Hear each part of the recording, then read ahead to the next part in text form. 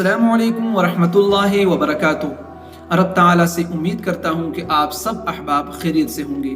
معزز دوستو، آج میں آپ حضرات کو اس ویڈیو میں ایک ایسے آیت کریمہ بتاؤں گا، قرآن کریم کی ایسی مبارک آیت جو جادو کے خاتمے کے لیے ایک مکمل شفا ہے، جو جادو ہمیشہ کے لیے ختم کر دیتا ہے۔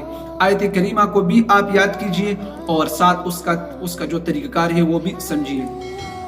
قرآن کریم کی پہلی پارہ سورۃ البقرہ کی آیت نمبر 102 وَاتَّبَعُوا مَا تَتْلُو الشَّيَاطِينُ سے لے کر لَوْ كَانُوا يَعْلَمُونَ تک پورا آیت۔ اس پورے آیت کو آپ ایسا کریں گے کہ آپ پہلے بیری کے ساتھ پتے لیں گے، ایسے پتے جس میں سوراخ نہ ہو۔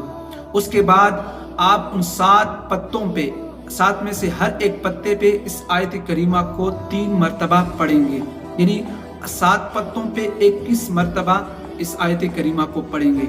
اس کے بعد اس پتوں کو آپ توڑیں گے، توڑنے کے بعد پانی میں ڈالیں گے، اور پانی میں ڈالنے کے بعد جو مریض ہے، جس بندے پہ جادو کی گئی ہے، وہ مسلسل 7 دن تک ان پانی سے پیتا رہے گا۔